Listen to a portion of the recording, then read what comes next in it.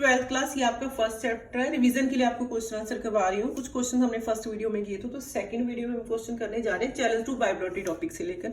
तो challenge to बायोप्लॉटी आपकी heading दे रखी है जैसे कि बुक में। तो वैसे यहाँ पर आपसे क्वेश्चन पुट किया जा सकता है कि how did India challenge to bipolarity, कैसे चैलेंज किया इंडिया ने। तो देन क्या था, इंडिया ने नेम क्रिएट किया था बायोप्लॉटी को चैलेंज करने के लिए। शॉर्ट क्वेश्चन है, how did India challenge to bipolarity. तो India created NAM, NAM, NAM. यहाँ पर नेम की आपको NAM की फुल फॉर्म भी पूछी जा सकती है शॉर्ट क्वेश्चन में। नेम की full form non alive movement, जो कि आपने लर्न करनी है।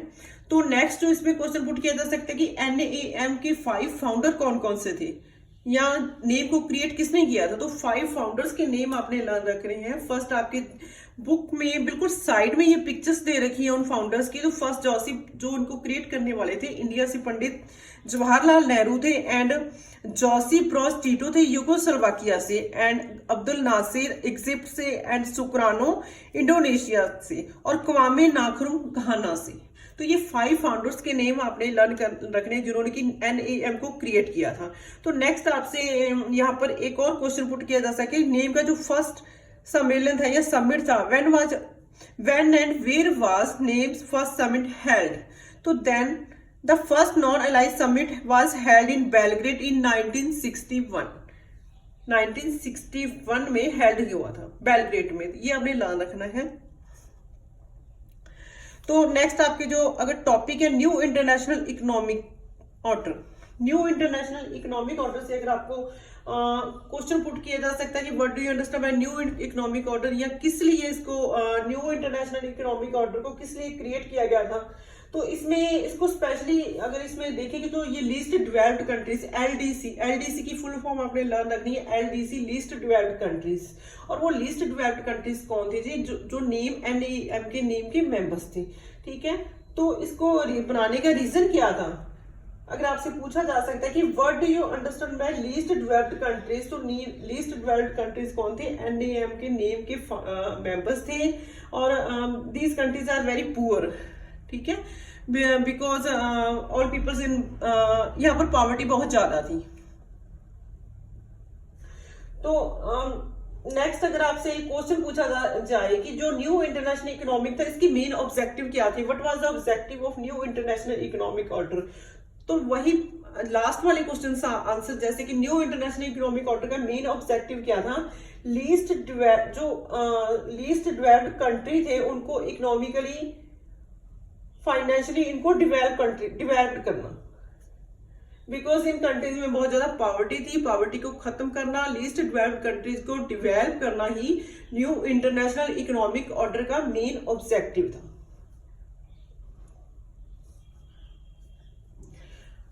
आपसे NAM के नेम के भी 4 या 5 ऑब्जेक्टिव जो पूछे जा सकते हैं कि right the objective of NAM, non alive movement के 5 या 6 ऑब्जेक्टिव जो भी हैं। तो इसका मेन ऑब्जेक्टिव क्या था, नेम को क्रिएट करने के पीछे क्या रीजन था, क्या ऑब्जेक्टिव को लेकर चले थे जो लीडर्स थे जिन्होंने इसे क्रिएट किया था। उनका मेन ऑब्जेक्टिव था कि जो सभी कंट्रीज हैं, सभी नेशंस के हैं, उन सभी के पास फ्रीडम हो, एंड जो सभी कंट्रीज है उनकी उनमें वहां पर पीस हो, किसी प्रकार की कोई आर्म कॉन्फ्रंटेशन ना हो, और सभी कंट्रीज की क्या जो सिक्योरिटी को वो मेंटेन कर सके। तो जो स्मॉल कंट्रीज थे जो कि अपनी जो डेवलप्ड कंट्री थे, USSR बिग कंट्रीज पर डिपेंड करते थे। वो क्या थे, वो चाहते थे कि ये कंट्री है रिचर कंट्रीज पर जो डिपेंड थे। तो उनका एक मेन मिशन था कि ये जो कंट्री है अपने आप को इतना इकोनॉमिकली और फाइनेंशियली डेवलप करें ताकि इनको जो रिचर कंट्री है उन पर डेवलप ना रहना पड़े। तो इसीलिए ये क्या था, नॉन अलाइव मूवमेंट का एक मेन ये ऑब्जेक्टिव थे जिसको लेकर के इसको क्रिएट किया गया था।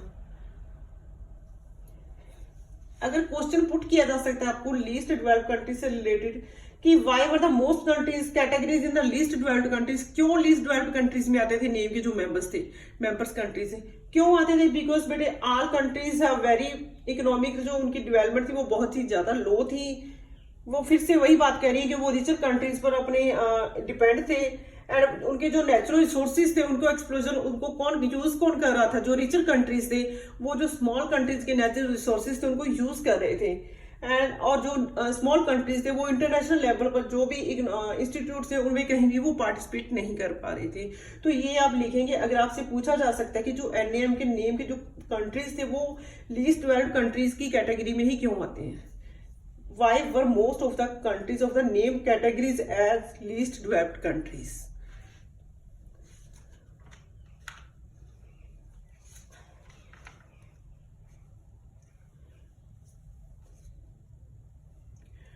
एक और यहाँ पे शॉर्ट क्वेश्चन से अगर आपसे आप यूएस एंड यूएसएसआर की बात कर रहे हैं तो फर्स्ट आपको यूएस एंड यूएसएसआर की आइडियोलॉजी को लेकर क्वेश्चन आ सकता है कि what were the differences in the ideology of western alliance या eastern alliance, US and USSR.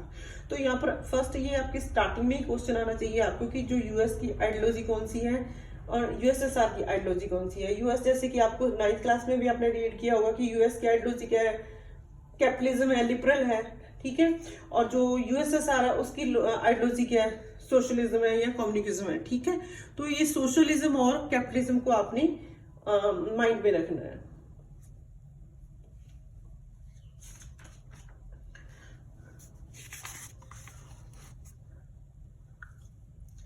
Next जो आपके देख है India and the cold war, India ने क्या रोल प्ले किया था कोल्ड वार में, या इंडिया ने जो नॉन अलाइनमेंट मूवमेंट जो क्रिएट किया था उसके इंडिया को क्या बेनिफिट्स मिले थे। तो उसके अगर आपसे बेनिफिट पूछे जा सकते हैं तो नॉन अलाइनमेंट को क्रिएट करने के पीछे इंडिया को जो इंडिया ने जो इंटरनेशनल लेवल पर जो डिसीजन लिए जाते थे या इंटरनेशनल लेवल पर जो इंस्टीट्यूट थे उसमें क्या था, उसने पार्टिसिपेट करना स्टार्ट कर दिया था। And India was often to balance बहुत सुपर पावर्स, उन्होंने क्या था दोनों ही सुपर पावर्स के साथ बैलेंस बनाकर रखना शुरू कर दिया था इंडिया ने, ठीक है। लेकिन इंडिया की जो नेम थी एनएम नेम पॉलिसी थी उसको क्रिटिसाइज किया गया। भाई बिकॉज क्रिटिसाइज क्यों किया गया, इसको क्रिटिसाइज करने के रीजन क्या थे? बिकॉज कुछ जो सम कह सकते हैं कि जो आलोचक थे उनका कहना था कि जो नॉन अलाइव मूवमेंट है वो क्या है, इंडिया ने एक ऐसी क्रिएट इसको एनएम को जो क्रिएट किया है इसके पीछे क्या है, इंडिया ने अपने आप को क्या है जो इंटरनेशनल लेवल पर इशू है उनसे क्या है अपने आप को कट ऑफ कर लिया है, अपने आप को कट ऑफ कर दिया है इंटरनेशनल लेवल पर जो इश्यूज होते हैं, ठीक है।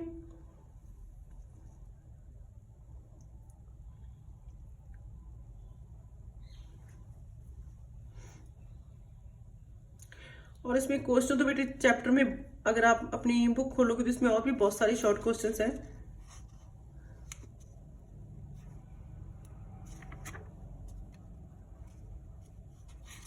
ये जो आपके बुक में 5 फाउंडर्स किए हैं इसको डिटेल्स में याद कर लेना। UNCTAD इसकी आपसे फुल फॉर्म पूछी जा सकती है, जो कि न्यू इंटरनेशनल इकोनॉमिक ऑर्डर के अंडर एक ऑर्गेनाइजेशन क्रिएट की गई थी। तो UNCTAD इसकी फुल फॉर्म आपको लर्न रखनी है, United nation conference on trade and development, United nation conference on trade and development, ठीक है। तो इसको 1972 के अंदर न्यू ट्रेड पॉलिसी के अंदर इसको क्या था क्रिएट किया गया था। तो इसमें अगर आपसे पूछा जा सकता है कि जो United nation conference and trade development के अंडर जो क्या मतलब रिफॉर्म्स क्या कौन कौन से रिफॉर्म्स किए गए, तो वो रिफॉर्म्स आपकी बुक में लिखे हुए हैं। अगर आपसे क्वेश्चन पुट किया जा सकता है उसमें रिफॉर्म्स में कुछ मेन जो किया गया था वो क्या था कि जो लीस्ट डेवलप्ड कंट्रीज हैं उनके जो नेचुरल रिसोर्सेज थे जिनको कि डेवलप्ड कंट्री डिस्ट्रॉय कर रहे थे उन पर क्या है लीस्ट डेवलप्ड कंट्रीज का कंट्रोल होना चाहिए, ठीक है। और नेक्स्ट है जो वेस्टर्न की जो मार्केट थी, जो रिच कंट्रीज की जो मार्केट थी वहां पर क्या है जो लीस्ट डेवलप्ड कंट्रीज हैं वो अपने प्रोडक्ट्स को वहां पर सेल कर सके ताकि उनको भी उनका उनसे क्या उनको बेनिफिट्स मिल सके। एंड थर्ड कौन सा है, reduce the cost of technology, ताकि जो वेस्टर्न कंट्रीज को रिड्यूस करनी चाहिए टेक्नोलॉजी की कॉस्ट की, जो लीस्ट डेवलप्ड कंट्री है वो इनको बाय कर सकें, यूज कर सकें, ठीक है। तो provide the LDC with a greater role in international economic institution. तो ये आपके ये भी आपका 4 मार्क्स का क्वेश्चन अगर आपसे ये पुट किया जा सकता है, ये आंसर है बिल्कुल कि जो क्या क्या उसमें चेंजेस किए गए थे या क्या क्या उसमें रिफॉर्म्स किए गए थे।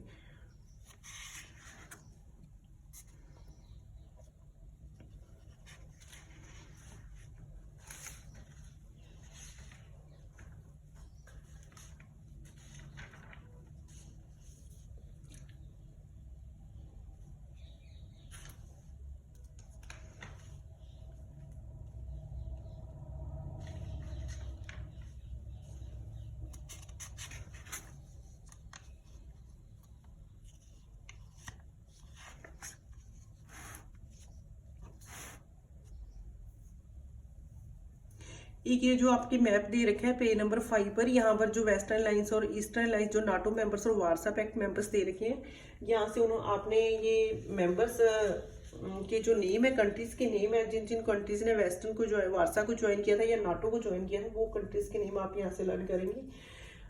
यहाँ पर आपसे क्वेश्चन भी पुट किया जा सकता है कि what does NATO stand for, कि नाटो कहाँ स्टैंड करता था। नाटो की फुल फॉर्म क्या है? नॉर्थ एटलांटिक ट्रीटी ऑर्गेनाइजेशन, ठीक है। नाटो की पॉलिसी क्या थी, अगर आपसे पूछा जा सकता है कि जो नाटो था, नाटो मेंबर्स, नाटो की पॉलिसी क्या था, तो नाटो की पॉलिसी क्या था, नाटो ने डिक्लेयर किया था कि अगर एनी वन कंट्रीज पर अनदर कंट्रीज आर्म अटैक करते हैं तो क्या इट मीन्स क्या है, तो जो नाटो के जो टोटली 12 मेंबर्स है इन सभी पर अटैक किया गया है। तो ये नाटो की एक पॉलिसी थी। एंड वार्सा पैक्ट जो नीचे दे रखे आपके, वार्सा पैक्ट से रिलेटेड क्या, what do you understand by Warsaw Pact, या what was the Warsaw Pact. Warsaw Pact क्या था? ईस्टर्न अलायंस था जिसे कि सोवियत यूनियन ने क्रिएट किया था, 1955 में क्रिएट किया था। Warsaw Pact was eastern alliance created by Soviet Union in 1959।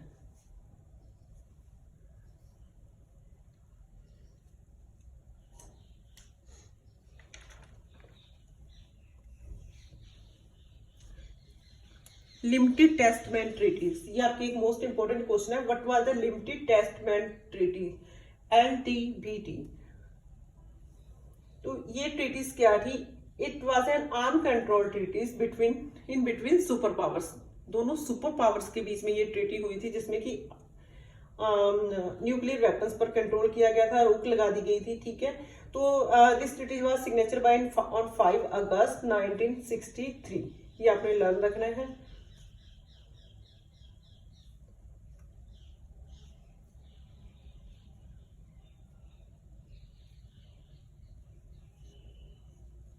Last में आपके इस चैप्टर में 2 ट्रीटीज आपके दे रखी हैं, एक तो लिमिटेड टेस्टमेंट ट्रीटीज है और एक NPT है, न्यूक्लियर नॉन प्रोलिफरेशन ट्रीटी। तो ये दोनों आपने लर्न रखनी है। अगर आपसे पूछा जा सकता है कि name any 2 arm control treaties signature by the 2 super powers in 1960, तो आपने इन दोनों ट्रीटीज के नेम लिख देंगे, NPT and limited testament treaties, LTBT। Name any 2 armed control treaties signature by the 2 superpowers in 1960। तो 2 treaties के आपने उसमें नेम करने हैं लर्न।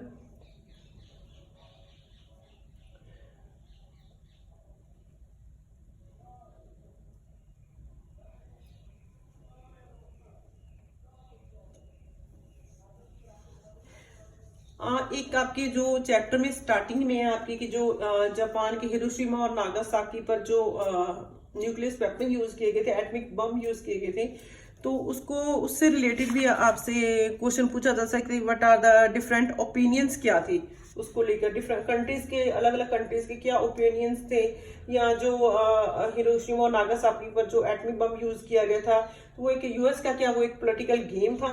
तो ये आपका 4 मार्क्स का क्वेश्चन है, ये आपने ढंग से करना है, क्योंकि बिकॉज यूएस को जानता था कि जो जापान है वो सरेंडर करने वाला है, बट क्या था, यूएस ने जो उस समय मतलब जो नेसेसरी समझा ड्रॉपिंग करना, बॉम्ब को ड्रॉपिंग करना नेसेसरी समझा। तो जो यूएसएस का जो ये एक्शन था, मिलिट्री एक्शन था, इसको क्या था, सभी कंट्रीज ने इसका जो उस समय क्या था, एक तरह से विरोध किया था उनका, ठीक है। तो ये आप 4 मार्क्स का क्वेश्चन है, आपकी हेल्प बुक में भी दे रखा है, गाइड में दे रखा है, तो प्लीज इस क्वेश्चन को आप थोड़ा ढंग से कर लेना। बाकी जितने भी मेरे ख्याल से मेन इंपॉर्टेंट क्वेश्चन थे शॉर्ट में, वो मैं आपको करवा चुकी हूँ।